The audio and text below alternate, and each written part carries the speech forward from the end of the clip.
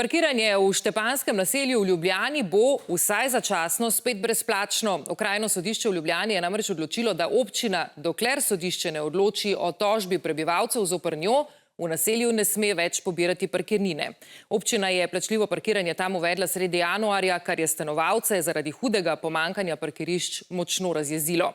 No, občino tožijo zaradi motenja posesti in vznemirjanja lastninske pravice. Prav tako morata mestna občina in podjetja Ljubljanska parkirišča in tržnice nemudoma prenehati zaračunavati parkirnino in odvažati vozila s pajki in seveda spustiti potopne stebričke. Občina mora tudi odstraniti kovinski količek na eni od parcel in s tem omogočiti dovoz, sicer bodo to storili prebivalci sami, seveda na stroške občine.